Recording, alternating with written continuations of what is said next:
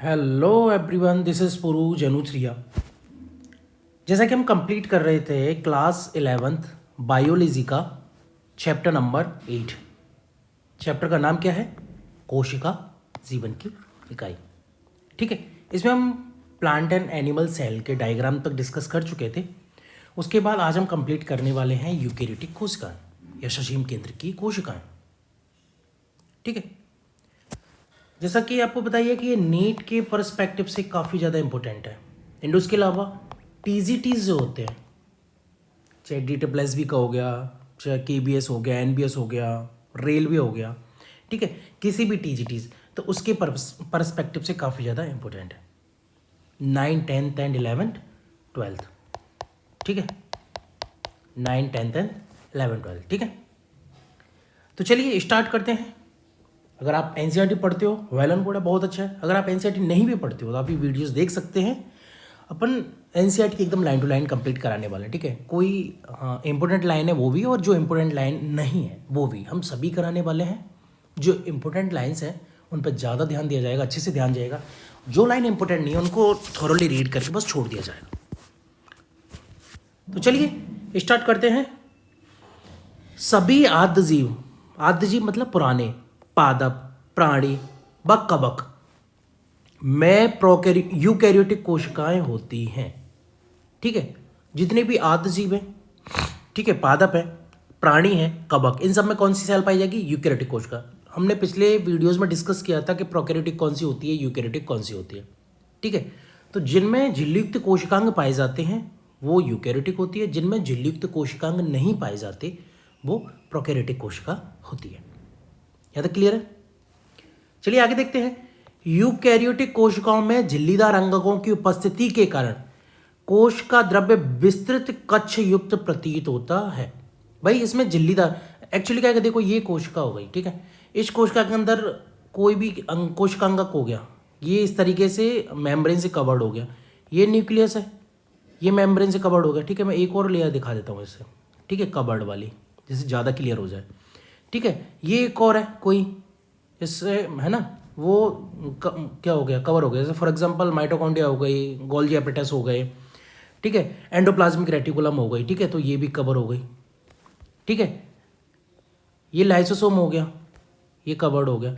तो इस तरीके से क्या हो कि चैम्बर्ड युक्त फील होता है। देखो ये अलग अलग चैम्बर से बन गए ना, कि ये अलग है, ये सब, बाकी का ये किस में होते हैं, साइटोप्लाज्म बिखरे हुए पड़े रहते हैं। तो कैसे फील होता है? कोशिका द्रव्य के कारण कोशिका द्रव्य विस्तृत कक्ष युक्त प्रतीत होता है। ठीक है, कि ये अलग बन गया, ये अलग बन गया, ये अलग बन गया, ये अलग बन गया, ये अलग बन गया। ठीक है, अलग अलग इस तरीके से पड़े रहते हैं। ठीक है, अरे पिछली वीडियो में तो हमने डिस्कस किया था, ये रहा। ठीक है, इस तरीके से ये पड़े रहते हैं। ठीक है, आगे देखते हैं। यूकैरियोटिक कोशिकाओं में झिल्ली में केंद्रक आवरण युक्त व्यवस्थित केंद्रक मिलता है। बिल्कुल, इसमें जो केंद्रक भी होता है वो झिल्ली युक्त होता है। ठीक है, तो एकदम व्यवस्थित केंद्रक होता है। इसके अतिरिक्त भाई जाहिर सी बात है कि एक अगर बाउंड्री में कोई चीज़ है अंदर तो भाई व्यवस्थित ही होगी ना, और एक वैसी पड़ी है वैसी खुली है तो टेढ़ी मेढ़ी जो भी कहीं कैसे भी पड़ी रहेगी। ठीक है, ऐसा नहीं होता यूकैरियोटिक में। इसके अतिरिक्त यूकैरियोटिक कोशिकाओं में विभिन्न प्रकार के जटिल गतिकीय एवं कोशिकीय कंकाल जैसी संरचना मिलती है। ठीक है, यूकैरियोटिक कोशिका में निकालते हैं अनेक प्रकार के जटिल गतिकीय और कोशिकीय कंकाल जैसी संरचना मिलती है। कोशिकीय कंकाल मतलब कोशिका कंकाल का काम क्या होता है? एक प्रॉपर स्ट्रक्चर में रखना। ठीक है, तो कोशिकीय कंकाल मतलब कोशिकाओं को प्रॉपर स्ट्रक्चर में रखेगा, ऐसी संरचनाएं मिलती हैं। इनमें आनुवंशिक पदार्थ गुणसूत्र के रूप में व्यवस्थित होते हैं।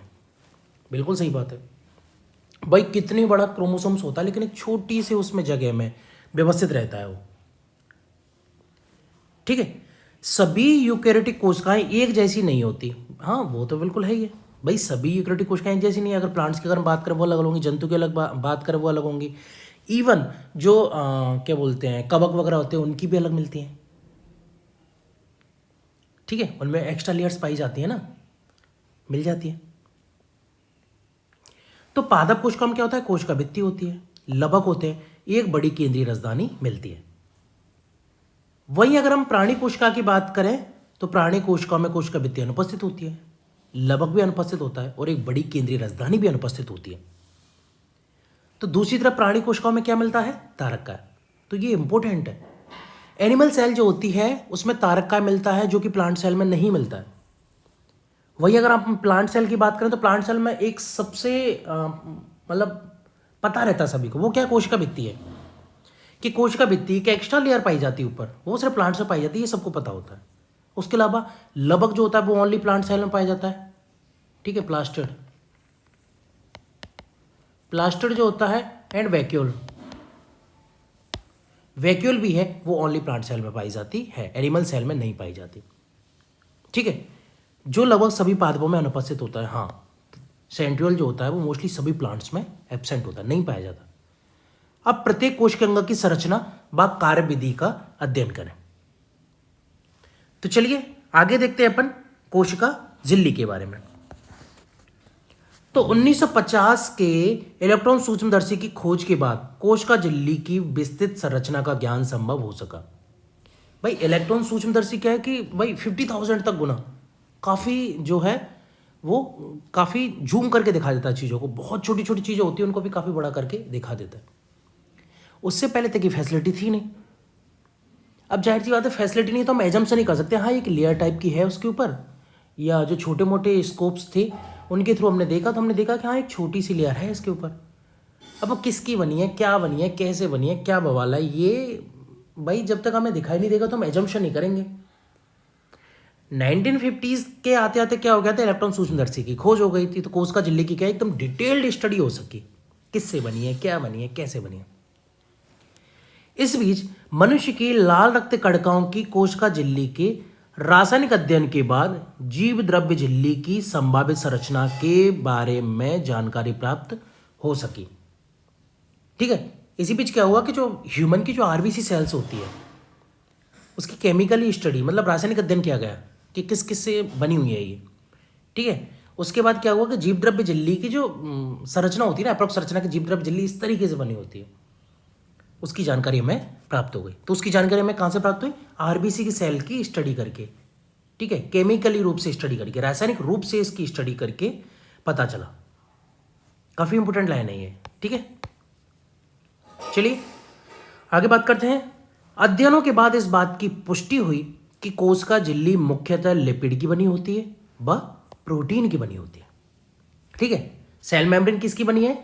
Protein and lipid. ठीक है, काफ़ी सारी स्टडीज की उसके बाद ये फाइनल हो गया कि ये प्रोटीन एंड लिपिड की बनी होती है। इसमें लिपिड प्रमुख होता है, वो कौन से? फॉस्फोलिपिड। ठीक है, इसमें लिपिड में कौन सा लिपिड पाया जाता है? तो वो पाया जाता है फॉस्फोलिपिड। फॉस्फोलिपिड पाया जाता है जो दो सतहों में व्यवस्थित होता है। ठीक है, दो लेयर्स में व्यवस्थित होता है। लिपिड झिल्ली के अंदर व्यवस्थित होते हैं जिनका ध्रुवीय सिरा बाहर की ओर व जल भीरू मतलब जल स्नेही सिरा जो है पुच्छ सिरा अंदर की ओर होता है। ठीक है, दो सतहों से मिलकर बना होता है, दो सतहों में व्यवस्थित होता है। ठीक है, लिपिड झिल्ली के अंदर व्यवस्थित होता है। झिल्ली जो होती है उसके अंदर की साइड में लिपिड व्यवस्थित होता है। ठीक है, लिपिड जो है वो झिल्ली के अंदर की साइड व्यवस्थित होता है। और इसका जो ध्रुवीय शिरा होता है वो बाहर की तरफ होता है, पोलर। पोलर का मतलब जो जल को एक क्या बोलते हैं, भगाए, दूर भगाए, क्या बोलते हैं उसको यार, एक जलिश नहीं होता और एक होता है हाइड्रोफोबिक और हाइड्रोफिलिक। तो हाइड्रोफोबिक साइड का हिस्सा जल विरोधी, अरे यार जल विरोधी या हाइड्रोफोबिक हिस्सा जो होता है वो झिल्ली के बाहर की साइड में होता है, और हाइड्रोफिलिक यानी कि जलस्नेही जो हिस्सा होता है ना, जल भीरू या जलस्नेही सिरा जो होता है वो अंदर की ओर होता है। इससे सुनिश्चित होता है कि संतृप्त हाइड्रोकार्बन की बनी हुई अध्रुवीय पुच्छ जलीय वातावरण से सुरक्षित रहती है।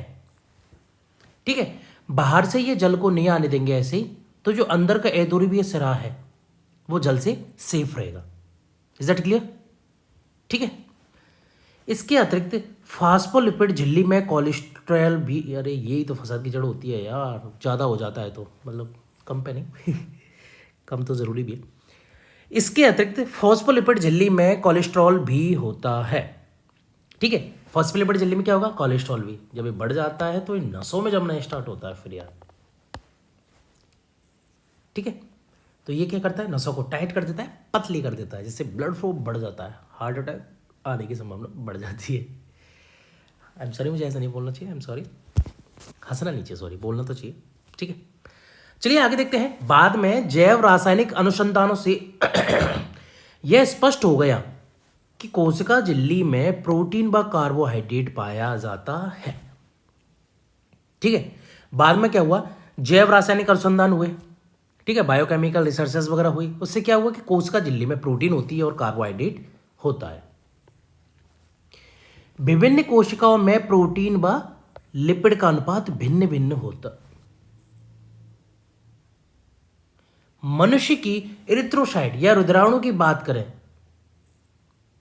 तो रुधिराणु की झिल्ली में लगभग 52% प्रोटीन व 40% लिपिड होता है।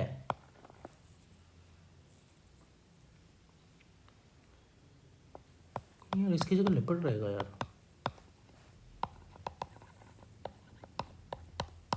ठीक है, अगर ह्यूमन एरिथ्रोसाइट की बात की जाए तो उसकी झिल्ली में क्या होता है, 52% तो जो होती है प्रोटीन होती है और 40% क्या होता है, लिपिड होता है।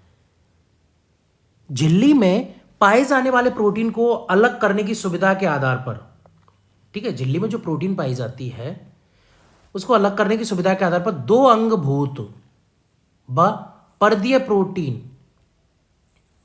कौन कौन से दो, एक तो अंगभूत हो गया जो अंदर होगी, इंटरनली होगी, अंदर फंसी रहेगी, ठीक है, अंदर की साइड में रहेगी, और एक कौन सी होती है, परदीय, जो पर्दी की तरफ पाई जाएगी। ठीक है, तो अंगभूत और परदीय, ठीक है, या फिर ऐसे भी भागों में विभक्त कर सकते हैं। परदीय प्रोटीन झिल्ली की सतह पर होती है। ठीक है, परदीय प्रोटीन क्या होगी, वो झिल्ली की सतह पर होगी, जबकि अंगभूत प्रोटीन आंशिक या पूर्ण रूप से झिल्ली में धसे होते हैं। आंशिक रूप से ये धस गई, पूर्ण रूप से ये धस गई, सॉरी, आंशिक रूप से ये धस गई और पूर्ण रूप से ये धस गई। ठीक है, इस तरीके की पाई जाती है। एक बार फिर से देख लेते हैं, मुझे ही थोड़ा सा वो हो गया, ध्यान नहीं दिया। ठीक है, एक बार देख लेते हैं फिर से। बाद में जैव रासायनिक अनुसंधान से क्या स्पष्ट हुआ कि कोशिका झिल्ली में प्रोटीन व लिपिड होते हैं, प्रोटीन व लिपिड पाए जाते हैं। ठीक है, विभिन्न कोशिकाओं में प्रोटीन व लिपिड का अनुपात अलग अलग होता है।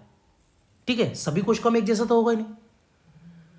तो अगर हम ह्यूमन की इरिथ्रोसाइट या रुधिराणु कोशिका की बात करें तो उसकी झिल्ली में लगभग 52% तो प्रोटीन होती है और 40% क्या होता है, लिपिड मिलता है। झिल्ली में पाए जाने वाले प्रोटीन को अलग करने की सुविधा के आधार पर दो, एक कौन सा, अंगभूत हो गया जो इंटरनली पाया जाता है, और एक परदीय प्रोटीन हो गया। परदीय प्रोटीन झिल्ली की सतह पर पाए जाते हैं। ठीक है, हमने जैसे जिस तरीके से बात की है, झिल्ली की सतह पर पाए जाते हैं, जबकि अंगभूत प्रोटीन जो होते हैं वो आंशिक या पूर्ण रूप से झिल्ली में, आंशिक रूप से या पूर्ण रूप से झिल्ली में धसे रहते हैं। आगे बात करते हैं, कोशिका झिल्ली का उन्नत नमूना 1972, उन्नत नमूना मतलब एक परफेक्ट जो प्रारूप होता है, ठीक है, वो कब हुआ था, 1972 में। किसने, सिंगर एवं निकोलसन द्वारा प्रतिपादित किया गया। तो कोशिका झिल्ली का जो प्रारूप दिया गया था, प्रारूप का इन द सेंस मतलब जो इसकी स्ट्रक्चर दी गई थी, ठीक है, इसकी जो स्ट्रक्चर दी गई थी वो किसने दी थी, तो 1972 में सिंगर व निकोलसन ने प्रतिपादित की थी, जिसे तरल किरमीर नमूना के रूप में व्यापक रूप से स्वीकार किया गया। ठीक है, जिसे किस रूप में, तरल किरमीर नमूना के रूप में स्वीकार किया गया। इसके अनुसार लिपिड के अर्धतरलीय प्रकृति के कारण फॉस्फोलिपिड द्विसतह के भीतर प्रोटीन पार्श्विक गति करते हैं। ठीक है, इसके अनुसार क्या होता है कि लिपिड की जो अर्धतरीय, लिपिड की क्या प्रकृति होती है, अर्धतरलीय, मतलब आधा सा गीला होता है, द्रव होता है, आधा द्रव। ठीक है, पूरा पानी की तरह नहीं होता, लेकिन थोड़ा गाढ़ा थोड़ा द्रव, इस तरीके से होता है। तो इसकी अर्धतरलीय प्रकृति होती है। तो फास्फोलिपिड द्विसतह के भीतर, मतलब फास्फोलिपिड क्या तो दोनों सतह में पाए जा रहे हैं ना, ऊपर और नीचे। भाई फॉस्फोलिपिड की हमने बात तो की थी, यहाँ भी पाया जा रहा है, यहाँ भी पाया जा रहा है। ये जल विरोधी हो गए, जल स्नेही हो गए। तो इन दोनों के बीच में क्या था, प्रोटीन मूवमेंट करते रहते हैं। तो प्रोटीन की कैसी गति होती है, पार्श्विक गति होती है, प्रॉपर गति नहीं होती, लेकिन हाँ मूवमेंट होती है। झिल्ली के भीतर गति करने की क्षमता उसकी तरलता पर निर्भर करती है। भाई ज़्यादा तरल, जाहिर सी बात है कि हम स्विम कहाँ कर सकते हैं, जब पानी ज़्यादा होगा, पानी कम होगा वहाँ थोड़ी स्विम कर पाएंगे। ठीक है, तो तरलीय प्रकृति ज़्यादा होनी चाहिए, मटेरियल ज़्यादा होना चाहिए। तो चलिए एक बार ये देख लेते हैं, जीव द्रव्य झिल्ली का तरल कृमि नमूना। ठीक है, तो ये जो है ये क्या हो गई, शुगर हो गई। ठीक है, ये पेरिफेरल प्रोटीन होगी, पर्दी है। ठीक है, ये पेरिफेरल प्रोटीन कौन सी होगी, पर्दी प्रोटीन होगी। उस पर्दी प्रोटीन पे क्या लगा होता है, शुगर लगे होते हैं। ठीक है, ये इंटीग्रल प्रोटीन हो गई। ठीक है, ये इंटीग्रल प्रोटीन होगी, और ये फॉस्फोलिपिड की लेयर्स हो गई, ऊपर वाली ये, और ये नीचे वाली ये फॉस्फोलिपिड की लेयर हो गई। ठीक है, और ये कोलेस्ट्रॉल बीच बीच में जो पाया जा रहा है, पीला पीला सा, ये कोलेस्ट्रॉल होता है। ठीक है, ठीक है, ये कोलेस्ट्रॉल होता है।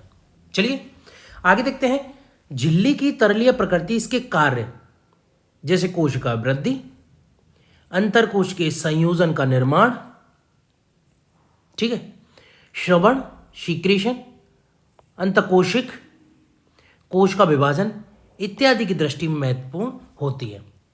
भाई तरल प्रकृति होती है, तो देखो जैसे कि मैं एग्जांपल बात करूं अमीबा की। ठीक है, ये किस तरीके से डिवाइड होता है। ठीक है, ये कोशिका झिल्ली की तरलीय प्रकृति जब भी तो ये कहीं भी इधर उधर मुड़ गया ना, ठीक है, मूवमेंट हो गया। मीजोसोम्स वगैरह होते हैं, सीक्रेशन का काम करते हैं। ठीक है, अंतरकोश की संयोजन का निर्माण, पट्ट फट्ट बनते हैं। ठीक है, तो इस सब में जो है तरलीय प्रकृति काफी ज्यादा इंपॉर्टेंट होती है। जीवद्रव्य झिल्ली का सर्वाधिक महत्वपूर्ण कार्य यह है कि इससे अणुओं का परिवहन होता है।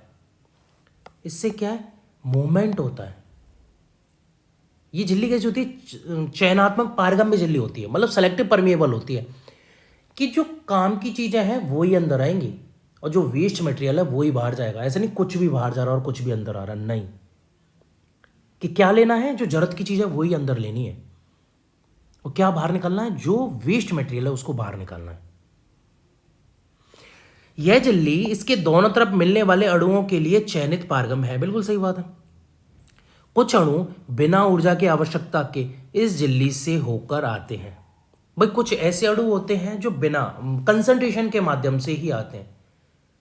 ठीक है, जिधर कंसंट्रेशन कम हो गई उधर चले जाएंगे, जिधर कंसंट्रेशन ज्यादा हो गई उधर की तरफ नहीं जाएंगे, उधर से बाहर निकलेंगे। तो वो क्या होंगे, निष्क्रिय हो गया। निष्क्रिय इन द सेंस मतलब उसको एनर्जी की जरूरत नहीं पड़ रही। ठीक है, तो ये कौन सा परिवहन होता है, ये होता है निष्क्रिय परिवहन, ये पैसिव परिवहन। ठीक है, उदासीन विलय सांद्र प्रवणता के अनुसार, जैसे उच्च सांद्रता से निम्न सांद्रता की ओर साधारण विषण द्वारा इस झिल्ली से होकर आते हैं या जाते हैं, जल भी इस झिल्ली से उच्च सांद्रता से निम्न सांद्रता की ओर गति करता है। ठीक है, मैंने बोला था ना हायर कंसंट्रेशन, अगर इधर हायर कंसंट्रेशन है तो इधर लोअर कंसंट्रेशन होगी। ठीक है, तभी तो ये बाहर निकलेगा ना।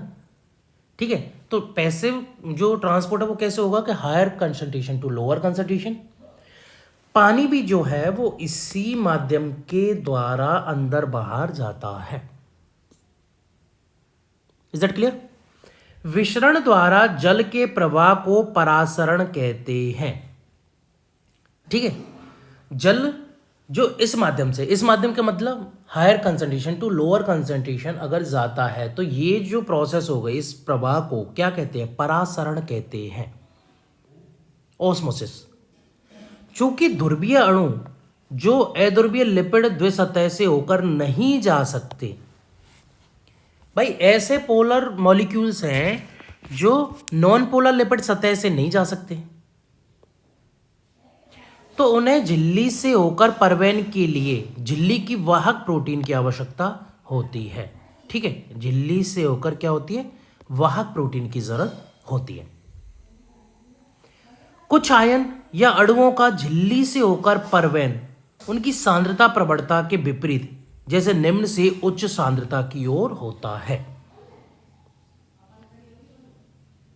ठीक है, ये कैसे हो रहा है भाई? उच्च से निम्न नहीं हो रहा, निम्न से उच्च, लोअर टू हायर हो रहा है। अब लोअर टू हायर करना है भाई, एक्चुअली क्या है कि कोशिका के अंदर ऑलरेडी जो आयंस है उसकी मात्रा काफी ज्यादा होती है बाहर की अपेक्षा। अब अंदर है, अभी और अंदर भेजना क्योंकि जरूरत है, तो कैसे भेजा जाए? तो वो जो है वो सक्रिय परिवहन कहलाता है। इसके लिए किसकी जरूरत होती है?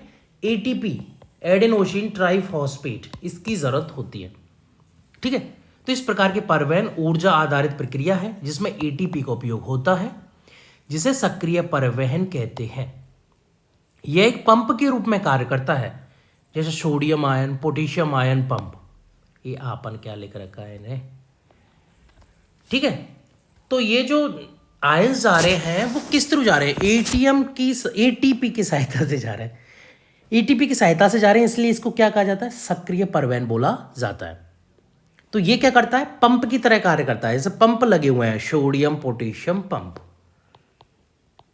ठीक है, सोडियम या पोटेशियम पंप, सोडियम को अंदर भेजेंगे, पोटेशियम को अंदर भेजेंगे, ये पंप का कार्य होता है। तो चलिए फिलहाल के लिए इतना ही, आगे हम फिर आएंगे आपके लिए एक नई वीडियो लेकर। अगला टॉपिक रहेगा हमारा कोशिका भित्ति, ये हम डिस्कस करते हैं कल। फिलहाल के लिए इतना ही, थैंक यू।